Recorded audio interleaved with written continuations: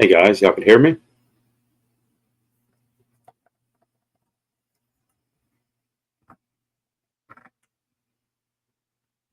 Let's see.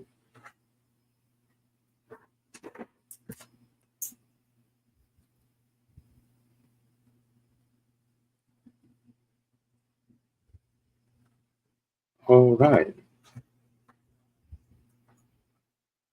Yes, so I wasn't sure if my mic was working.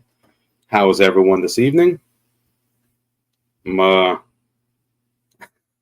hey Matt. Um, I'm a little tired today.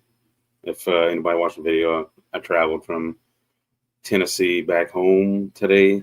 I got home at like 7:30 this morning, and I woke up at 9:30 and started working. So I'm a little tired this evening. I really don't have anything planned to talk about tonight. I was just testing the waters with this live stream because I made a promise if I hit 500 subscribers, I would go live. So here I am. Appreciate everybody being here. Um, Growing a huge YouTube channel is not necessarily like monetizing a channel is not necessarily one of my goals. One of my goals is just, using this platform to try to help educate people, mostly homesteading, but more more specifically directed towards quail because uh, I love Coterny's quail. I think everybody in the chat knows that I love Coterny's quail. I just realized I don't think I need my headphones. I'm so used to being on other people's recordings and lives that I had my headphones on and didn't even need it. So it looked like we started talking early in the chat. Verna is my moderator. I think Verna moderates tons of channels. I appreciate you, Verna. It was last minute, like probably 10 minutes before the live. I just texted Verna and said, hey, you my moderator. I didn't even ask her. But that's Verna. Verna, that is a tough question because it changes daily. It goes up and down drastically. I do a lot of butchering around here. Hatching a ton. After this live stream, I'm gonna collect eggs and put a bunch in the incubator tonight. It'll probably be my last big hatch of the year. Oh, Steve, you want me to spill the beans on what I picked up in Tennessee? Um, so of course you've seen my feeder video. I picked up enough feeders for almost all of my cages, because they're like absolutely no waste. And if I could save a little bit on feed, and I think that'll help maybe keep the cost down on raising the quail. That way, I mean, 'cause they eat and poop and lay eggs, so that'll keep the cost down by having those feeders. They're really not expensive. I think they are $15.99 on Thieving Otter Farms website, so they're really affordable and they save a ton. And I think that the larger capacity helps me out with the quail not running out of feed. And then I picked up some cages, Steve. Thieving Otter Farm sells some 5-tier cages, and they're really not expensive. It comes with the feeders, the waters, the tubing, the cage assembly. I think she only sells them assembled for pickup. The poop trays, everything you need 5-tier cage. I'm gonna do a video on the assembly of it, which seems pretty straightforward. Of course, there's no instructions, but I mean, it's pretty straightforward. It's I think it'll help me out on the 5-tier side of it. That way I could put more quail in, because I see, going to your question, Matt, can hold as many as I want. So I plan on increasing a bunch.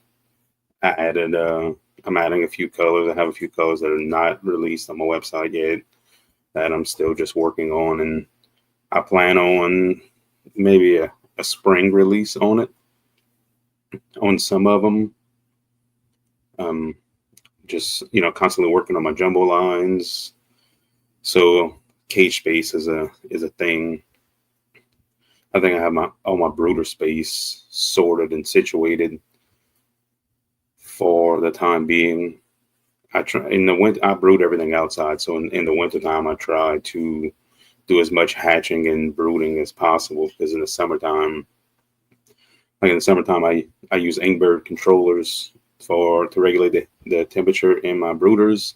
And there's a lot of times that the temperature in the brooder without any heat source is well above what is set at just with the natural temperature. I mean, I'll be 100 degrees in my brooder during the daytime and 90 degrees at night. So it's really tough to brood here in the summer, especially large batches.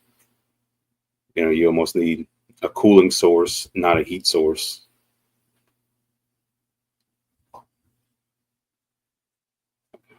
I'm looking for questions. Hey, Jasmine, glad you stopped in.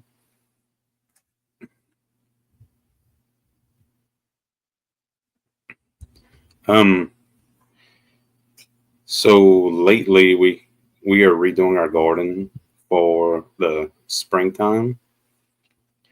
We completely tore up our beds. We use raised beds because, of course, I'm at 0 foot or 1 foot elevation, so like ground, sea level. So all of our beds are raised, and we're redesigning and rebuilding all of our garden beds. So that's a project I have going on behind the scenes, along with adding quail, driving to Tennessee on Thanksgiving Day and my anniversary yesterday.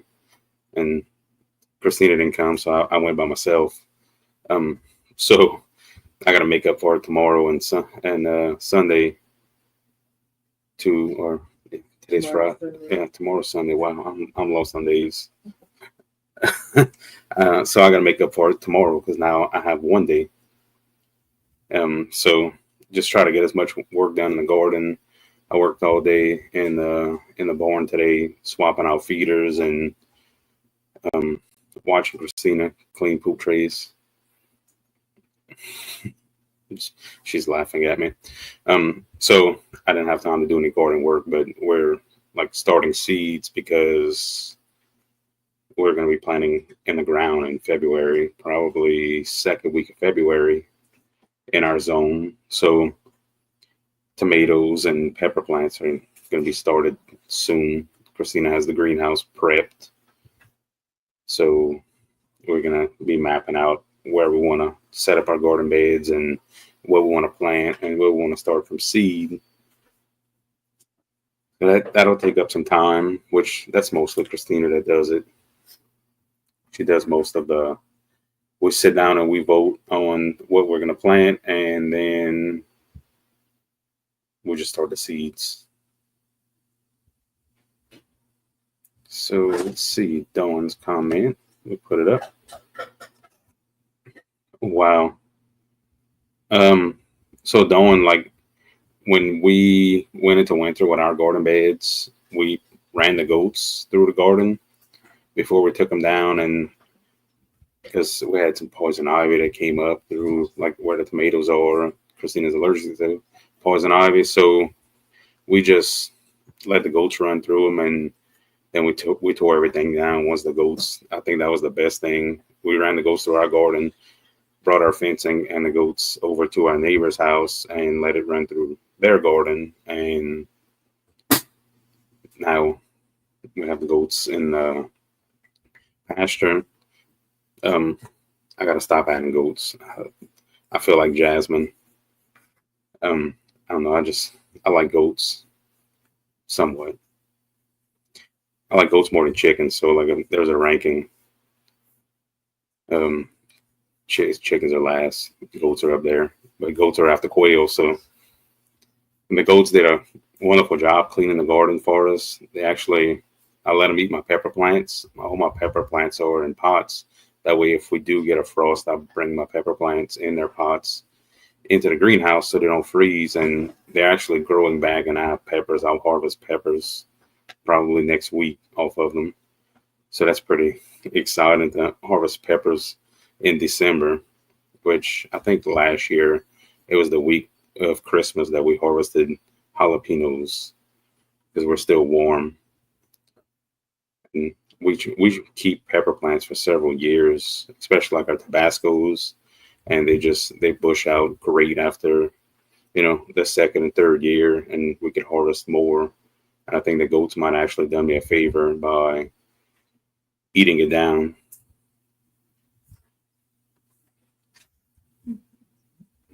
Let's see. I lost my spot in the comments. I gotta get the hang of this. Oh, thank you, Matt and Jasmine. See, usually I'm just talking and somebody else is doing all the commenting stuff. And yeah, Rebecca, I should have stayed for the snow. I probably should have stayed and slept last night instead of driving home all night. That was a rough drive. Luckily, I didn't hit any traffic, but it was a long drive home from Tennessee, and it was so cold. Like I had forgot my internet box in my truck at the hotel, so it was like 4 in the morning. I walked out of the hotel in shorts and a t-shirt to go run to my truck and get the internet box. Terrible mistake. It was very cold, and I'm not made for the cold.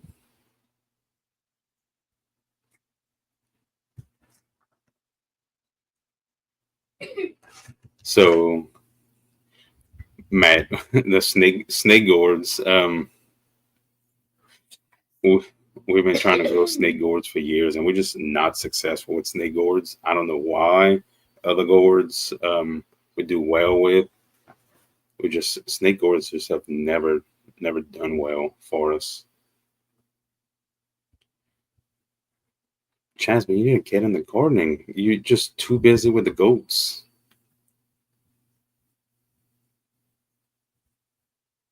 Let's see. I don't understand how everybody does live streams keep up with comments. This is difficult.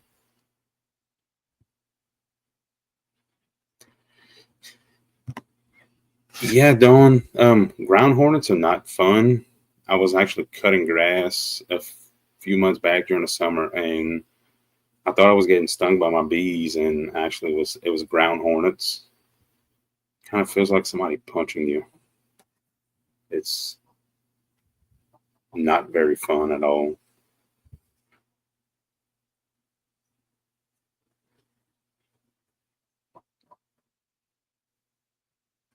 So this comment's interesting. Dawn, I think in your area, maybe not your specific town, but up there they do have quite a few people that do the goat rental stuff. And I actually thought about doing that down here to like clean drainage ditches and stuff. Um, Rent them out, which I mean, it saves on feed, and I do have enough portable fencing to do it. I just, again, if I had more time, I, I think I just need to clone myself sometimes, but then y'all would have to deal with multiple of me, and that's not good. I'm drinking tea from Grafted Branch Homestead in my vase place cup.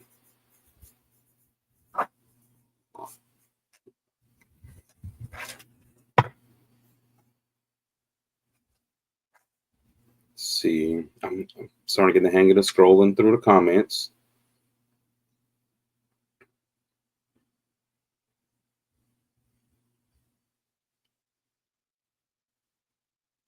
So, Bayou Boat Trash, Ozzy, if you have any gardening questions, you know how to get in touch with me. I can help you out. I mean, we're basically neighbors, so I could definitely help you out.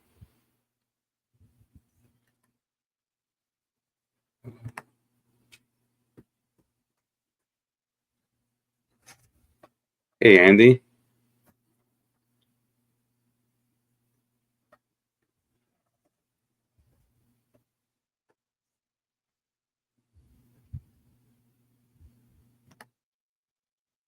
I lost. Was it me that lost the chat connection?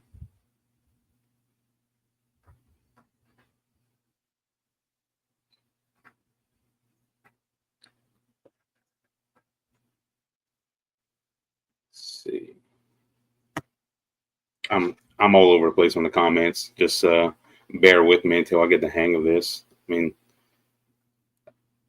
so Matt, we did sell the earrings originally when we first started making them. We had them on the website and started selling them, and we decided that it was better for us to put them in our egg orders and not offer them for sale. So if you want some, just reach out to me. I mean, I send you enough eggs. Um, that way I could send you some earrings. Or I'll send her some earrings, Matt, because I'm drinking your tea. I'm drinking the anxiety, and it is very delicious. And I needed the anxiety. Thanks, Rebecca.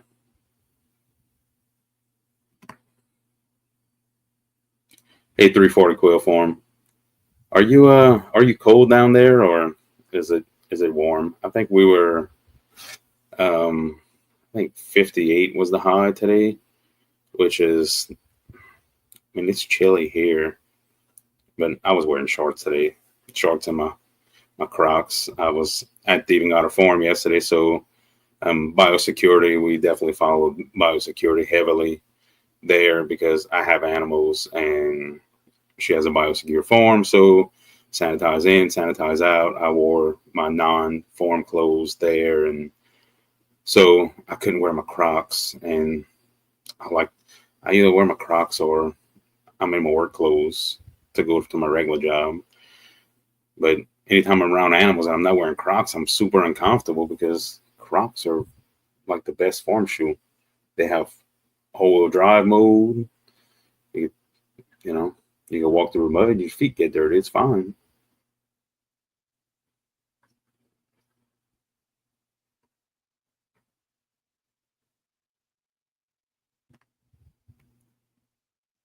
So Matt, everything, all the eggs arrived intact.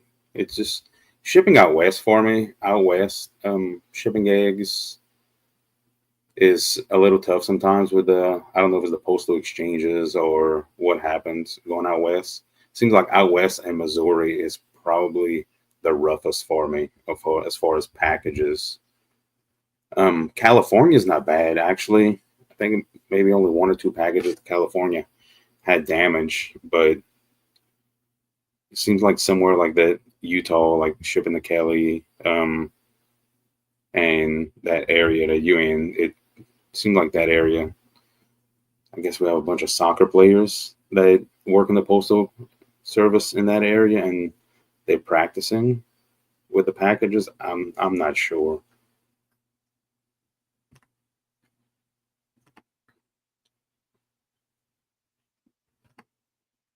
I'm glad you like the earring Spice. I figured Matt wouldn't wear them when we are packing them up, so they were definitely sent to you.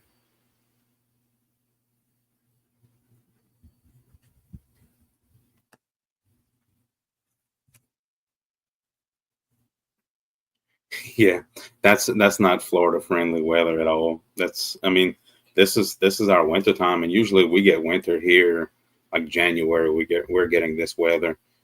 Seem like every 4 or 5 years we will get like a freeze for like around Christmas, but I'm sure if we this cold right now for Christmas, we'll be wearing shorts. That that'll probably be the temperatures. I'll have to make former KC a special package. Once you guys are finished with that hatch, let me know, and I'll send former Casey a special package of eggs. Some birds he'll really enjoy.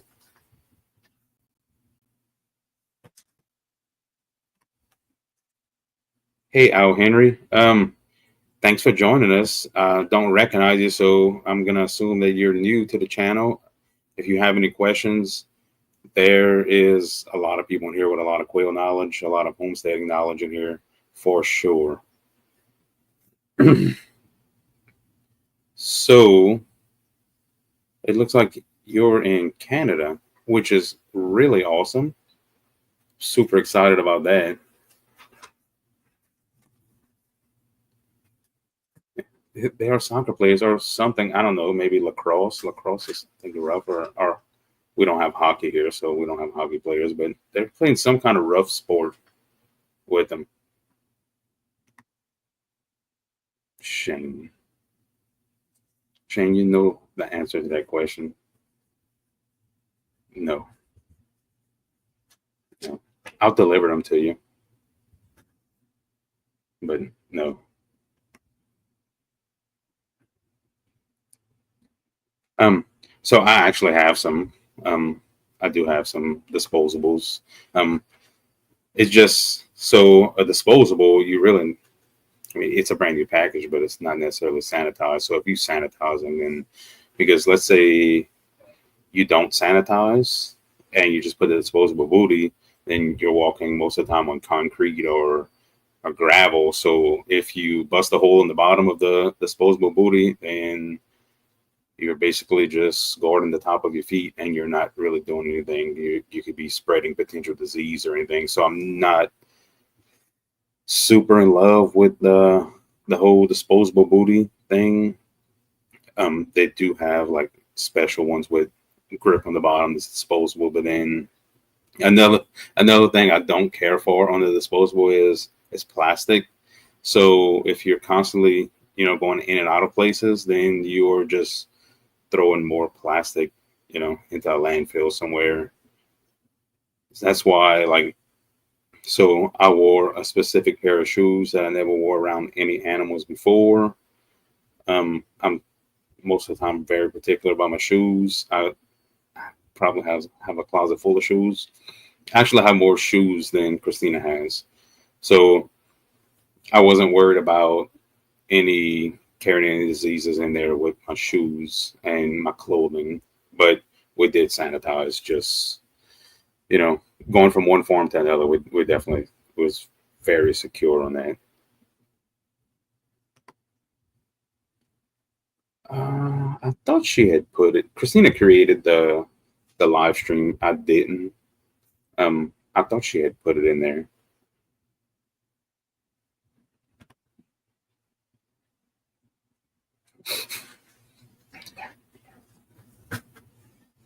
The the egg holder was actually made by Feather Connections, and I got a quite a few of them from her, and I wanted to just put them in different random egg packages and give them out as Christmas gifts and stuff like that. I think they're super neat. I get all of my J feeder restrictions from Feather Connections. I get my brooder feeders from Feather Connections, and those egg holders from Feather Connections. Very affordable in the pricing. Shipping will probably be very cheap to your house. Oh, my oldest son Lucas is here. Hey, Lucas. Lucas is at work in Texas. He's a big boy now.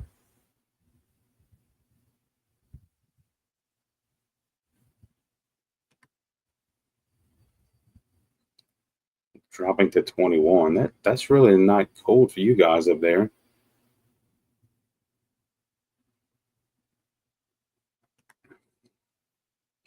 I'm gonna assume that this is a Kim question and not a Sean question. So I'm gonna drink some anxiety because I'm gonna make my anxiety go really high answering this one. So I answer a lot of quail questions every day on why are my quail dying? Why are my quail not hatching? Why are my quail eggs not fertile? Like tons of quail questions every day. When I first got into quail, I can tell you I was the worst quail raiser in the world. I started off with 15 quail about 100 times. It was, they live for a few days, die, go buy some more. I was determined to raise quail, and I wasn't a fan of the internet. There really wasn't much information out there. I read a few books, but everything you read was on bobwhite, not Coturnix, and I really wanted Coturnix. Um, my dream when I first got into quail was I wanted to be a very large pickled quail egg company. And I thought that would be super cool. Pickled quail eggs are pretty big down here. And I'm like, I'm going to just sell pickled quail eggs. And we actually done it for quite a while. That was our revenue stream with the quail. But that's so much work to do it on that scale. I just want to eat them all. I don't want to sell them. I just want to pickle a big jar and just eat them because they're delicious. But when I first got into quail, I was very, very, very terrible. There was no information out there, and the people that were raising quail were not friendly. They did not want to share information, and I mean, they were just kept on selling quail to you.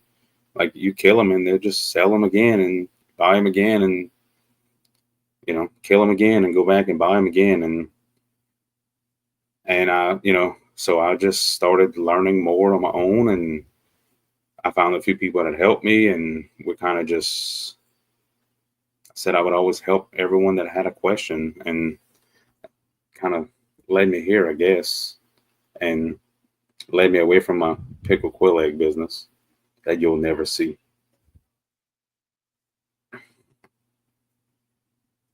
What's the furthest I've sold eggs to? I would have to look on a map to see the actual mileage, but Alaska will probably be the furthest. I think I shipped to Fairbanks. I think it might be the furthest. But I think on the map, New York might be further. Upstate New York and Maine might be actually further on the map.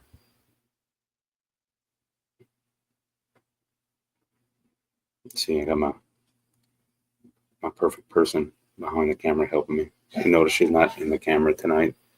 I would actually have to look at the mileage, which one's the furthest, Alaska or New York. But that was both cool.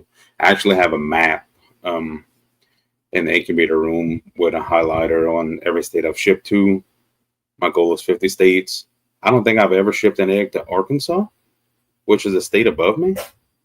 So anybody from Arkansas or Steve, move to Arkansas, order eggs from me, just so I can highlight that one, because it really bothers me. Like all around it is colored. Arkansas is not. Maybe Arkansas doesn't like me. I don't know. Maybe Arkansas doesn't have quail. I might have to drive to Arkansas.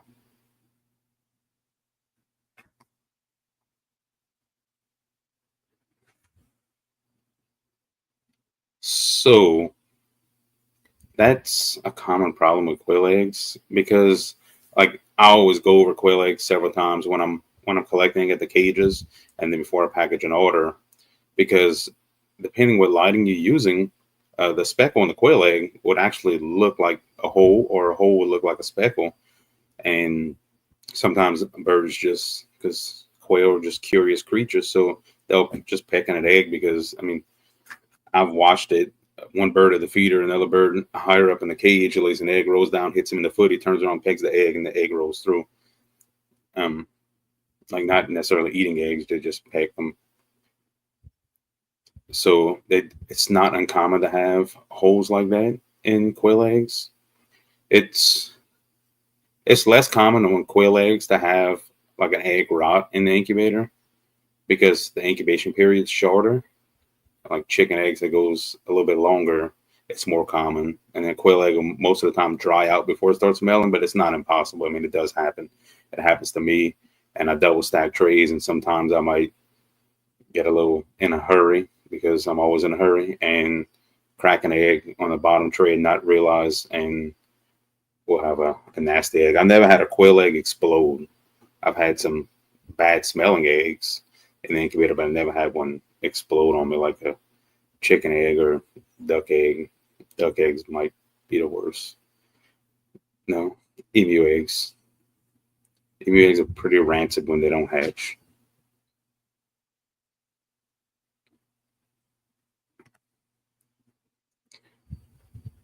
Matt, just let me know when you have space for more eggs, so I can send former Casey some.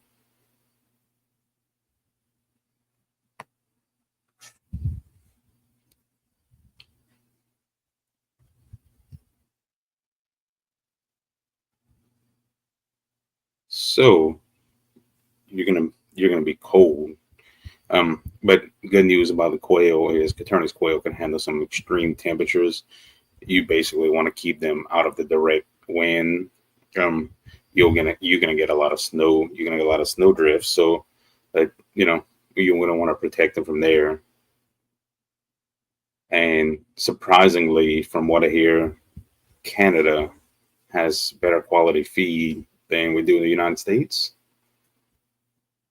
Um, Quail's body temperature is slightly higher than a human's body temperature, so they can handle the heat better. Extreme cold, they should handle the cold better. I'm sorry.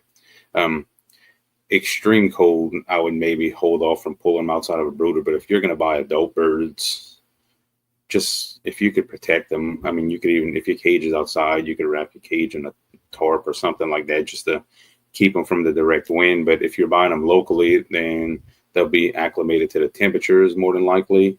So you should be good. You could reach out to me, Al, on Facebook or my email or my website. I can't ship you eggs, but I could definitely help you and answer questions, anything you need with that. I could point you in the right direction in Canada if you need quail in there as well. I don't ship to Canada, can't legally ship to Canada, and I think the importation cost would be too high.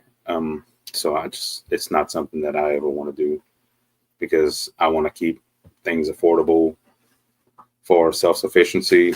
So it's not something I would do, but I do know people in Canada. I have actually a few sources in Canada.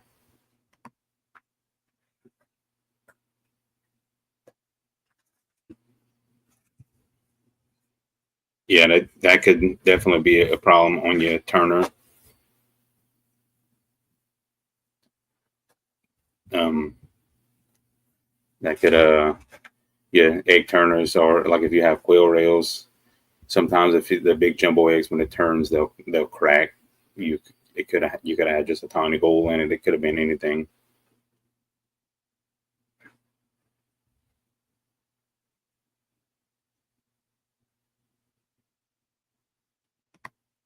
Hey Ed, I'm glad to see you here. I hope you and Wendy are doing well.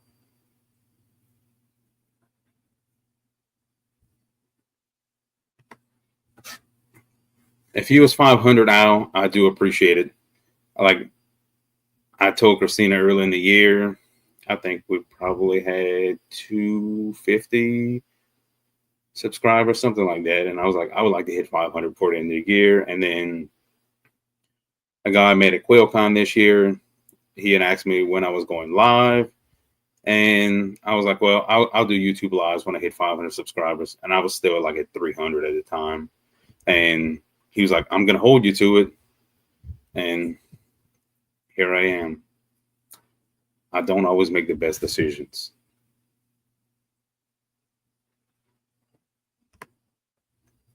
And I'll start using an actual camera for videos because I'll start putting more content out there. Just for us, sometimes we're during the summertime, like extreme summer, we kind of go where we get to the point where it's just so hot outside. Garden's done, so we're inside doing a lot of food preservation and just trying to keep things alive here. Because summertime for us is more brutal on the animals than wintertime, whereas a lot of northern states, their wintertime is really tough on their animals. My animals are loving this temperature right now, except for maybe the guard dogs in the yard. The Chihuahua. I have a Chihuahua guard dog that is probably, I would put it up against any dog in this country hunting rats. I'll put money down on that.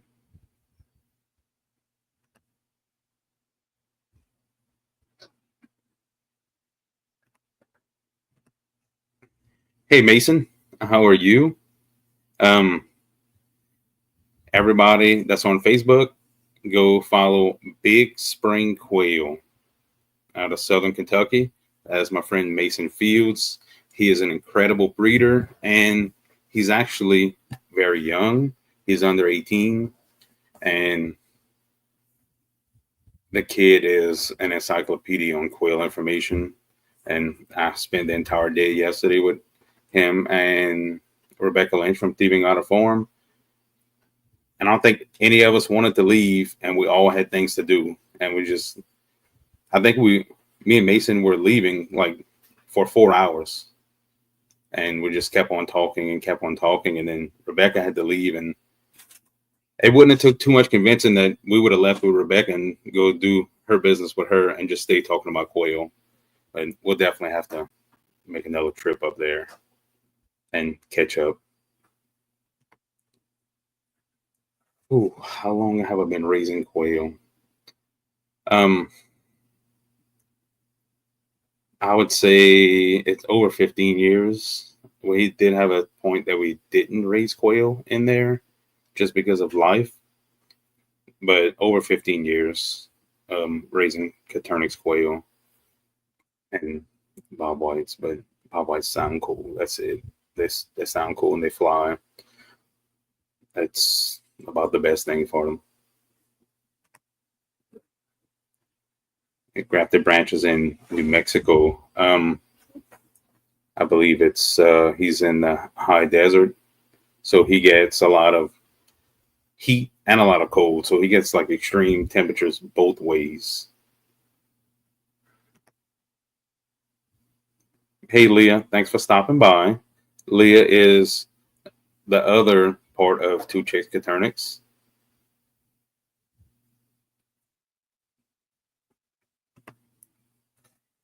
Erica is in Arkansas. I need to get Erica some eggs. That way I can highlight that off my map. Because it's really bothering me that a neighboring state has never ordered eggs. I think I'll just find a random address on the internet and just ship them hatching eggs, just so I could check it off.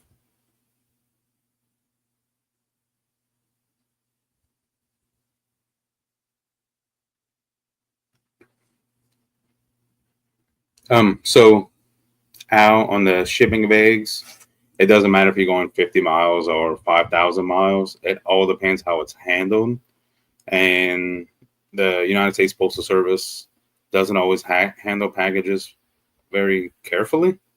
You could put fragile, you could put hatching eggs, you could put do not x-ray, you could put whatever you want on the outside of the box. And I think the more fragile stickers you put on the outside of a box, the more they try to damage it. So it's a toss up on ordering hatching eggs shipped. It's just a gamble. From the breeder standpoint, you can only do what you can do packaging eggs. And once I drop it off at the post office, it's out of my control. I can't do anything about it. I don't offer a hatch rate guarantee on my eggs because of that reason. Not because I question my fertility. I do it mainly because of the post office. And I'm not sure what people are using. And I recommend incubators that I know that are tried and true, incubators that I've tested myself. But I mean, I could tell you some horror stories of people trying to hatch eggs, not from my eggs, but just you hear people, and it would be a extreme money pit for that. But there's so many variables that are out of people's control. That's correct, Verna. You let them settle.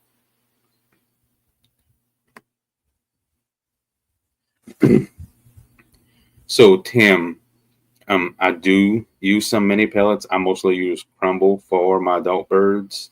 They can eat the mini pellets.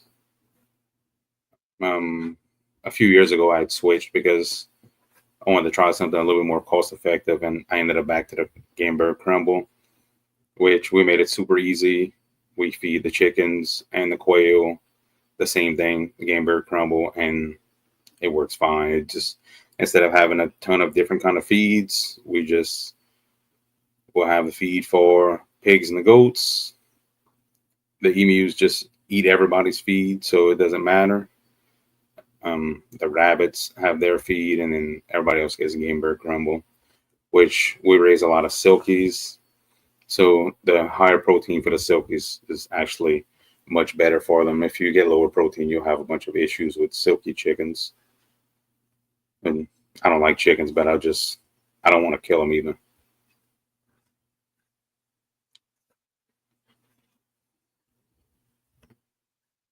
Yes, please hit the thumbs up.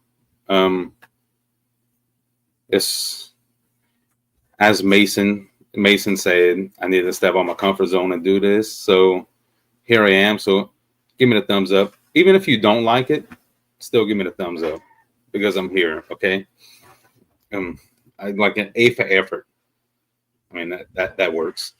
I do plan on doing weekly live streams on Saturday evenings, and I do plan on having topics and educational things, and I will answer questions as well. Tonight, I just wanted something super laid back, kind of just ease into this, and no formatting, no specific anything. Just I'm sitting here drinking tea, hop on the computer before I go do my nightly farm chores. So I mean, I know pretty much everyone in here, met everyone, pretty much everyone in here. So I guess just a bunch of friends hanging out. That's how it is on a Saturday evening, which Grafted Branch Homestead has a live stream. I think it's 8 o'clock my time. Matt, if you don't mind, post your time for your live stream. I just go by the notification because all the time zones, I get confused most of the time.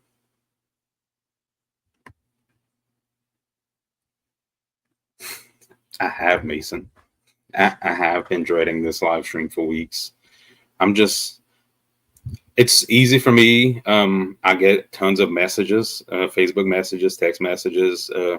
I give out my phone number, freely for people that have questions. So it's easy for me to type things or call someone on the phone. But this is extremely out of my comfort zone to be sitting here in front of a camera and actually have some lights back here. So yeah, I'm out of my comfort zone, but it's something that I think I need to do, and I would like to help more people. And I think I could use this platform to expand my reach and help more people and spread the word about Caternix quail for self-sufficiency. Quail are starting to go into poultry shows, so that is exciting, especially for like younger people and people that like showing chickens and stuff. Quail they're smaller, they're faster growing. You could turn around a breeding project very quickly. Mason actually won in a quail show in Kentucky. So congratulations, Mason. I'll be out there competing against you in the spring. I don't probably lose, but I'll be out there competing against you. It'll be fun. But I'll be talking about Caternix quail a good bit, but also any homesteading topics. We do a lot of food preservation. We do a lot of gardening. We do canning, freeze drying. I'll even talk about chickens for you guys. I'll raise white American breasts. I enjoy them, but it's not my favorite. I also raise bees. So anyone who's interested in getting bees or is unsure about something, we could definitely chat about that.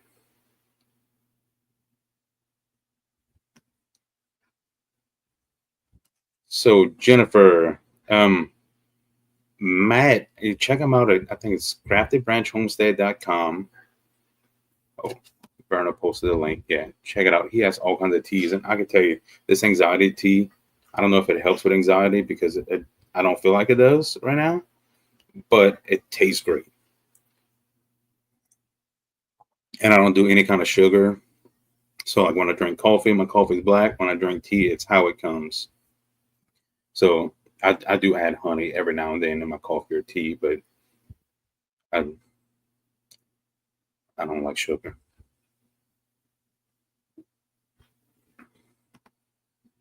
I appreciate it, guys. I'll hook you up on the supply order this week. a lot of my people from work are definitely supportive.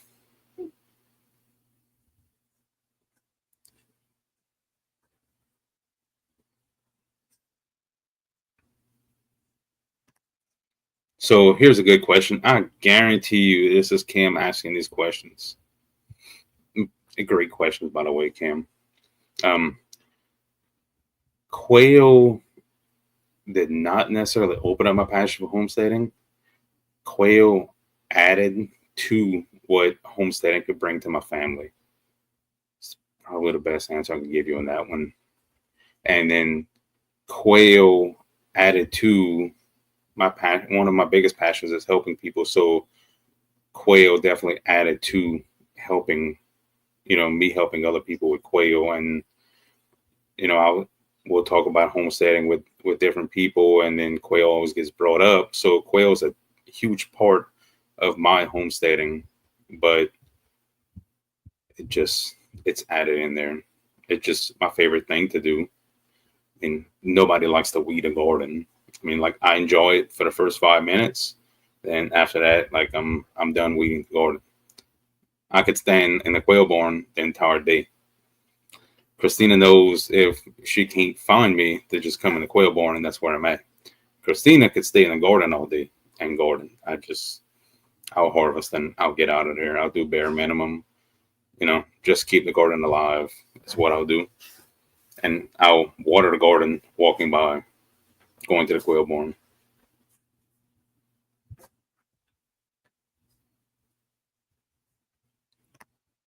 So, Steve, I'll try to do weekly live streams. I don't foresee anything that would stop me seasonally to doing live streams on Saturday evenings. I'll kind of toss it up on every other day of the week of doing a live stream, and this is where I landed, and I guess this is where I'll stay.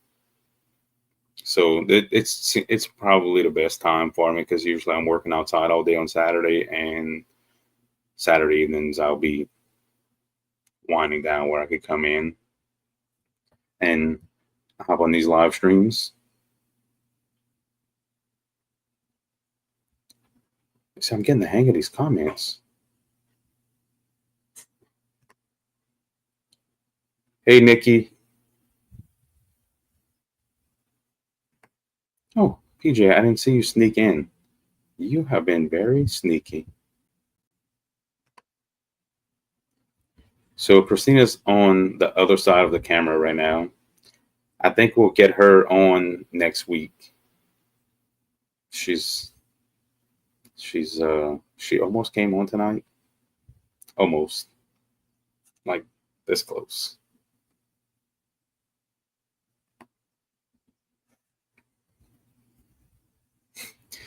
Steve, they do that. I do seasonally feed a specific mini pellet in addition to their game bird crumble. That's kind of like a trade secret. What I do during molting season, but it, they eat it just fine. Like at one point, I thought maybe I would have had to grind it up, and it was if you ever ground up a 50-pound bag of pellets into crumble, it's not fun at all. I've done it. Not fun. So my absolute favorite affordable incubator for small hatches is the Little Giant Styrofoam incubator. For over 15 years, that's what we used. We had quail rails, we had chicken rails in them, we hatched quail, we hatched chickens, we hatched ducks, we hatched emu in them. Of course, we had to hand turn the emu. It was actually an egg off of eBay that we ordered and hatched out. But it's affordable. I think you could get the incubator, the turner, the quail rails for like $120 everything. You don't have to get the turner. You don't have to get the quail rails. You can get the incubator. Um, I would definitely recommend any incubator you get. get a secondary thermometer, hydrometer. ThermPro and Govee would be the only ones I would use. I wouldn't use any of the like off-brand digital stuff because they're not accurate. I wouldn't use anything analog. I would use like a Govee or a ThermPro in there because I don't even like my GQFs are pretty accurate, but they're like a couple tenths off of what's actual. You know, what the controller's showing and what's actual is a couple tenths of a degree off, and it fluctuates on different incubators. So the secondary means of monitoring it is a must. I'm not a fan of anything with like a plastic dome top, any kind of incubator with that. I'm not a fan. Any Nurturite 360 people in here, well, sorry, but incubator stinks. It is what it is. I did experiment a little bit with a Cubonics incubator. Of course, that's a plastic dome top, but I had a decent enough hatch rate with it. So it's funny enough, we were hatching out of Little Giant incubators, and we just kept on. They have a great service program. You could call and get parts from Little Giant. Well, I said I am not spending $1,200 on an incubator because that's a lot of money to spend on an incubator for homesteading. Well, when I was looking around and I had 10 Little Giants going, I'm like, I have a GQF right here. So I bought a GQF, and I'm a fan of GQF. I'm also a fan of Hatching Time incubators. I don't have one yet, but like that'll probably be my next step. Get a Hatching Time just for Hatching Time incubator, not key because we're not going to go there, but Hatching Time incubator just for locking down eggs in. Yeah. So Christina just told me. I actually bought the GQF incubator, my first one, by selling pickled quail eggs. So started from the bottom, now we're here. I mean,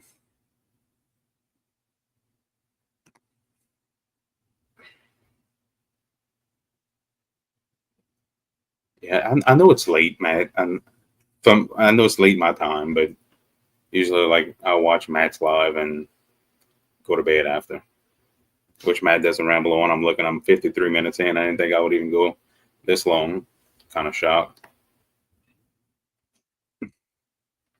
So, Ozzy, what made me gravitate towards quail versus chickens is the speed of which everything happens. You can take an egg and 10 weeks later, from an egg that you put in an incubator, you're getting more eggs. So from egg to egg, your average is 10 weeks. You could say 12 weeks on a long time. And chickens, you're looking at like 4 to 6 months from egg to egg. And that depends what time of the year you actually incubate the egg. Because with quail also, but chickens more with less daylight, they'll stop laying. So space is another thing. You could stack in, with the ground footprint of 100 quail, you can't even, ethically keep one chicken in that space. Then I could put 100 quail. I mean, yes, their eggs are smaller. It's going to take, 2 to 3 quail eggs to equal one chicken egg, but I could put 100 where you can't even put one. A lot of HOAs don't allow chickens, but they're really not regulating quail. So if you want to clean regularly and dust, you can keep quail in your house, in your garage. So space and how fast everything happens. And I like to experiment with things. So any kind of breeding program, it's happened so fast with Caternix quail. I raised Aamsmanis for a long time, and I don't think I ever really advanced the breeding program, compared to what I could do with a quail in 2 years. I think a chicken, you'll be 5 or 6 years in, and a quail, you could do that in a year or two, depending what you're what your goal is on a breeding program. If you're just looking for meat with quail, I mean, you could turn out meat really quickly. I could do a video on that, on, you know, how many quail you would need to raise for your family at a time, and a schedule for how many eggs you have to incubate. That way you can supply your family with meat and eggs. So like, definitely I could do a video topic on that if there's some interest in it. I'm about all talked out. 8 Mountain, 9 Central, 10 Eastern. See, that's just the time zones. It's confusing sometimes. I don't know if I'm going forwards or backwards. Thank you, Dawn. Dawn, I tried sending you a Facebook friend request today and I couldn't. So when you get on Facebook, send me a friend request, please.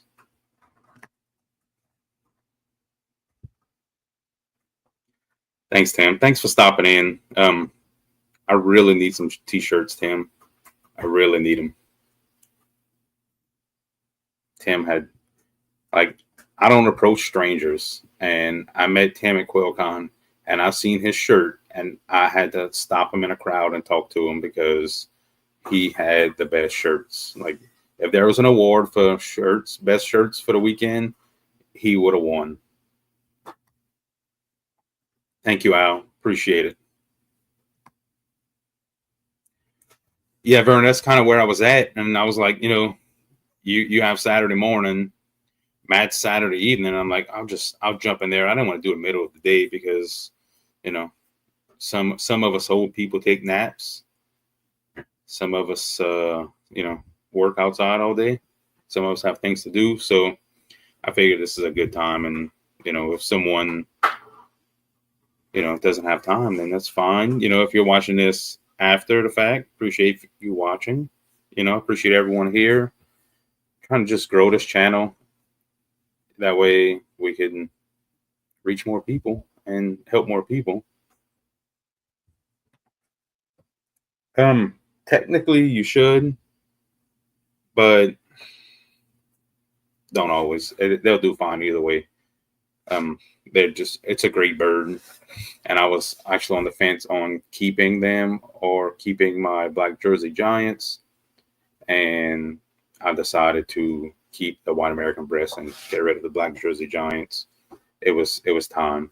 It was, you know, so I kind of dropped a few chicken breeds over the summer to expand more on quail. And I kept the white American breast.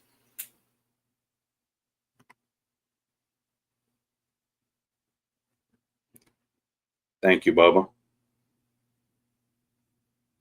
We need to visit again.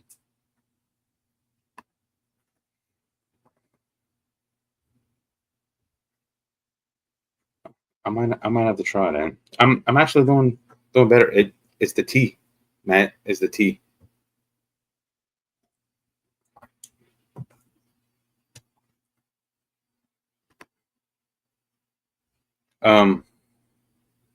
A lot.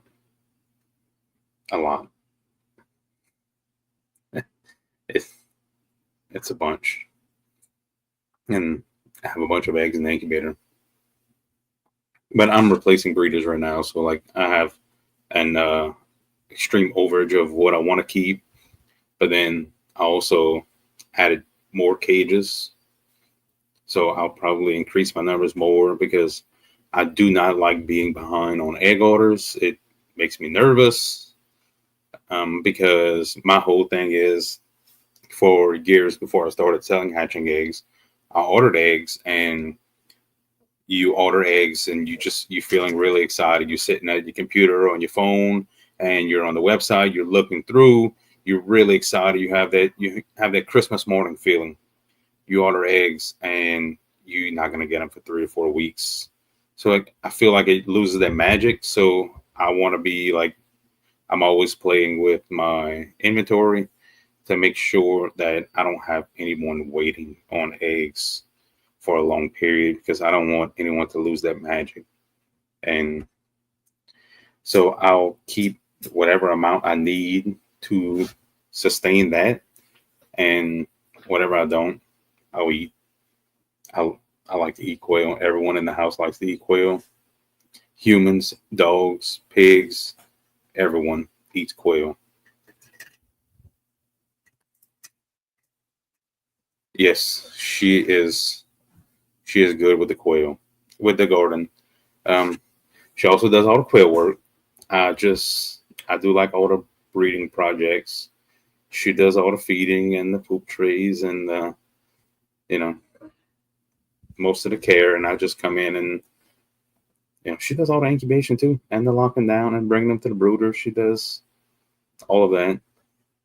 I'll just come in and like, hey, I want to incubate these eggs, and she puts them in the incubator and she tracks all of that stuff, and I just keep on adding, and she just keeps on shaking her head at me. Emus are, I wouldn't say they're difficult to hatch. It's just the cost of eggs. So you're not going to buy a dozen of emu eggs because they range anywhere from $80 to $150 an egg. So you're not really going to buy a dozen of eggs. And then there's no candling on an emu egg. Incubation period's like 55 to 60 days. And unless you have an emu egg turner, you're turning it by hand. So it's a lot of work, and if you turn in an egg 4 times a day for 55 to 60 days and it doesn't hatch, it's a little sad. Now once you hatch them, emus are famous for like slipping a tendon in the leg. That's probably the number one thing with raising an emu, especially like in a brooder setup. We do some cheap dollar store anti-slip rugs, and they poop.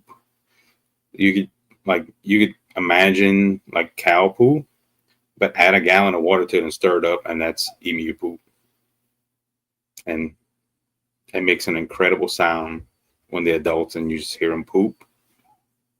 I'll try to record that for you one day, Matt. It seems like if I'm sitting down, I love to sit down on my swing. It sounds like a water pipe. I love to sit down on my swing in the backyard, and the emus like to come and steal my hat and steal my shoes and just cause a bunch of trouble with me. And it seems like they come and stand right next to me and poop. And it sounds like a busted water pipe. And except it's green and brown.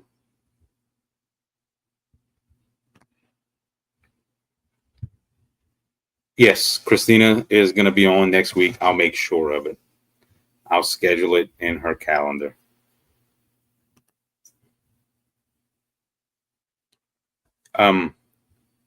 Al, we are both from South Louisiana. We live in a little town called Galliano, Louisiana, which is right on the Gulf Coast, about an hour and a half south of New Orleans, Louisiana. So very extreme south.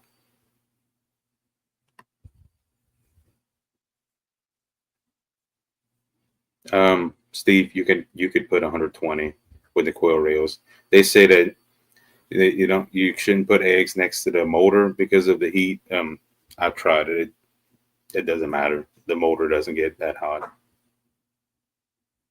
120 eggs, unless they extreme jumbos, then you have to maybe skip some holes. Mason, I'm gonna try to do the video of assembling the cage, and I probably won't put quail in there until next week, I think. Yeah, I think next week I'll put quail in the cage. So I'll video the assembly on the cage tomorrow, and I'll post that video, and then I'll do a complete review on it once I have quail in it. And I'll probably do another review video on all of the feeders, because if anyone needs any Winola Ranch trough feeders, I have a ton extra that I'm not using anymore because I love those feeders.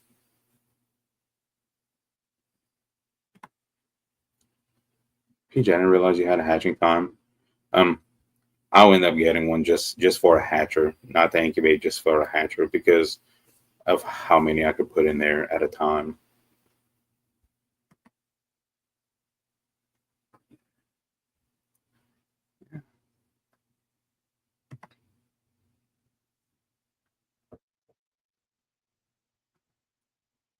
Let's see.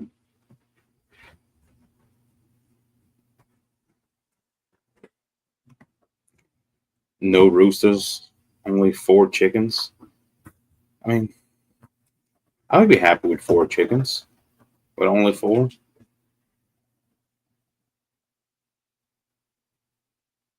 Don't look at me like that.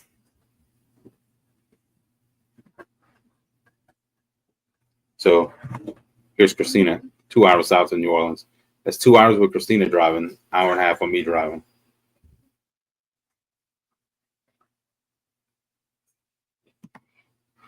Oh, this is Sean.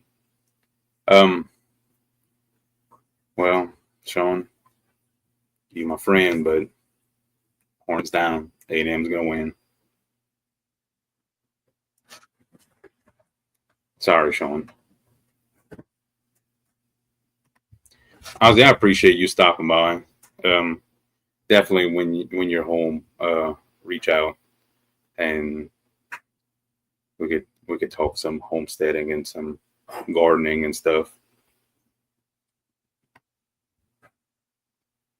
I don't finish any quail, Verna. Usually my meat quail are harvested at 8 weeks, so I'm not worried about trying to put any fat on.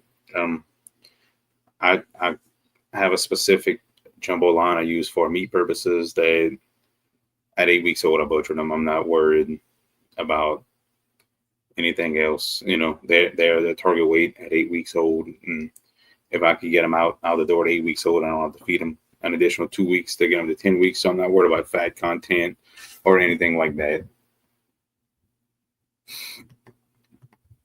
Thank you, Verna. Yeah. What is a nap? I slept 2 hours in the last 38, and it wasn't even a great 2 hours.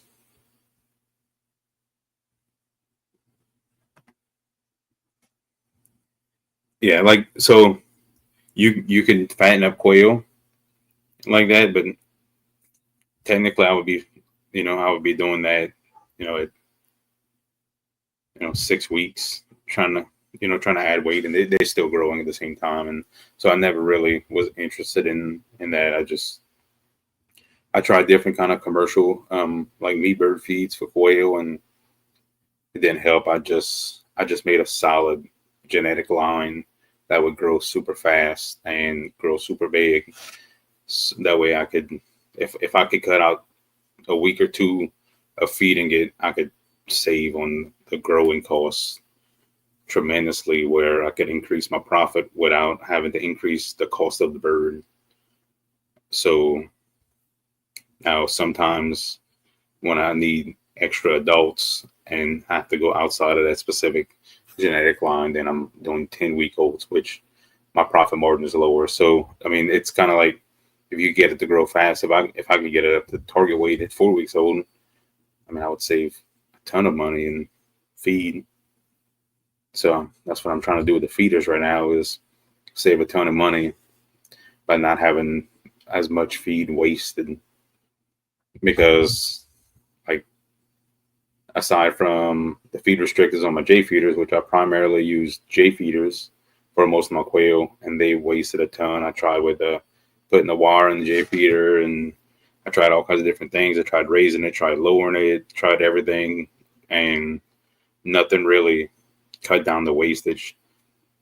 Kelly made me some feed restrictors for J feeders, and that works. But I just don't have the capacity I need with the J feeders. So those are for smaller cages. My bigger cages, I use those thieving otter form feeders, and the wastage is almost zero. It is not zero. It is almost zero.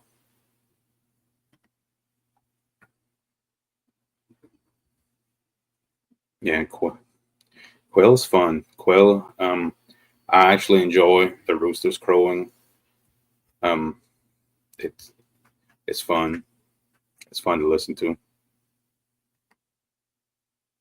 PJ, she is amazing.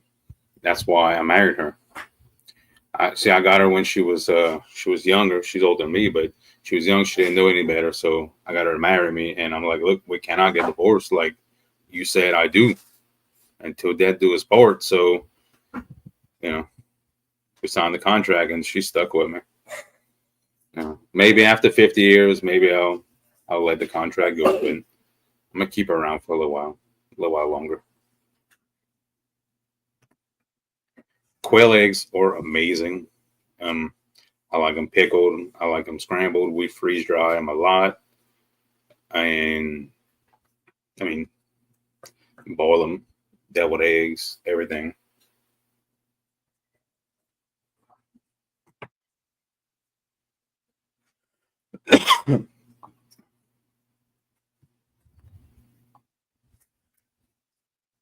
um, I do. I don't always update it. Everything's usually manually. Notebooks and stuff like that. I do have that, but it's a lot of time to take it from the notepad to put it to the computer is takes a lot of time. And I would get Christine to help me with that, but she's busy all the time doing other things. So I kind of I'm just surviving with that at the moment, Nikki.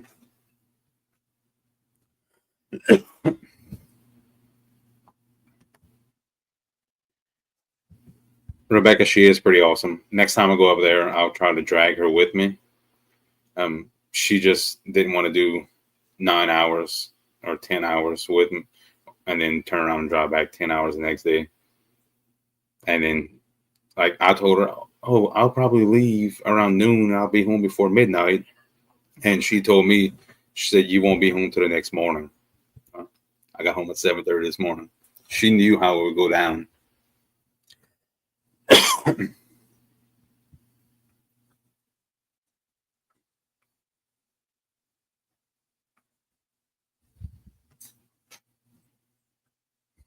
That's a full-time job. Definitely a full-time job.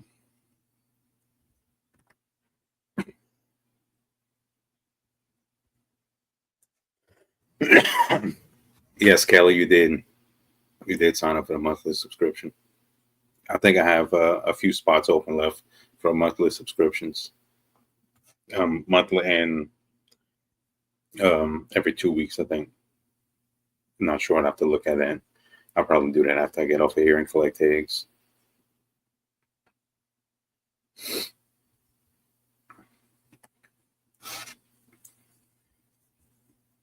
Yeah, well, that's where you get quail. I can't wait for you to get back in the quail. The monthly subscription is on hatching eggs. You could order hatching eggs and I have them delivered about a month. You're local. If you want eating eggs, just let me know. The lights are starting to blind me. Well, I'm at an hour and 15 minutes, so I think I bored everyone enough, and I think I'll get off of here unless there's any questions, and go collect eggs and get ready for Grafted Branches live stream in a couple hours. I appreciate everyone stopping in and taking the time for the last hour and 15 minutes and letting me bore you. If anyone has any questions, reach out. If you want me to cover a specific topic, reach out. Whatever you guys need.